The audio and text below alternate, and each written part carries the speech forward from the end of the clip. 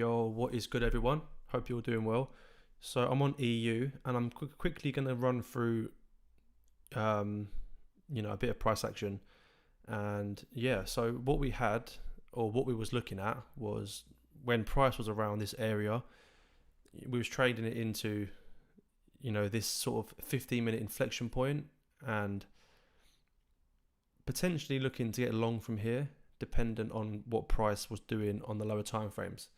And this is a 15-minute area. I posted this on Instagram.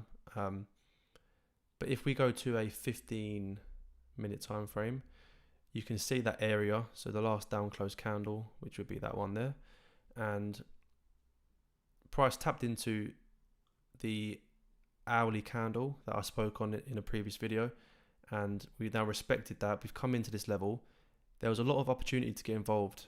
So if I look at the 1 minute time frame, we had, firstly, actually, on the 15-minute, if I just zoom in, we had this move here that's put in a new lower low, and we had the last up close candle. So that move is here. So we tapped in, and this doesn't really meet my own personal checklist, but it's broken structure, and we had a reaction from this area here. We reacted, pushed off, but then ultimately we came into the 15-minute sort of supply, and you would have been tagged in there. It's definitely a great trade, and it would have worked out. And then next sort of entry, we break structure, we form a bit of liquidity. We had this area. Now I did set an entry on this area, but it didn't get tagged in. And if you was taking the sort of range rather than this candle, then you would have been tagged in. But for me, that's what I took and didn't get tagged into it. And then we pushed down, and we have some, clear order flow here. So lower lows, lower highs. And then once price tapped into the 15-minute area, this is really key. So what we can see is we tapped in, we pulled off, we put in a new lower low.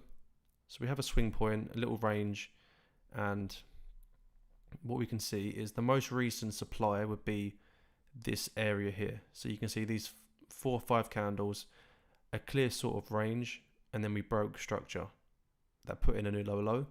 And this is the most recent supply. So this is what I'm looking at for price to break before I'm even, anticipating getting in long.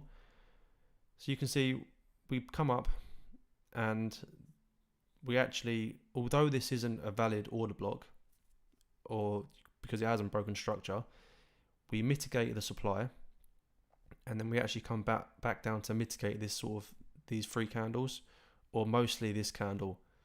And then it was actually, we pulled off and push up, pull back, we break structure. Okay, so that's not really a very clear break, or there's not momentum there, but we can see, look, price come down, we mitigated supply, we come down with a wick, and we broke structure. So what's that showing us? Well, price has failed to put in a new lower low, and instead we've broken structure. We previously mitigated, then we broke. So supply has failed. That has created demand. So you could choose this candle, but for me, when we've got a clear wick like this, I'd rather take the wick, and if it goes from here, then that's fine. But I'd rather take the wick, because on a time frame down, there will be something within that, and we can see I set my entry on the top of that wick and got tagged in 1.7 pip stop loss.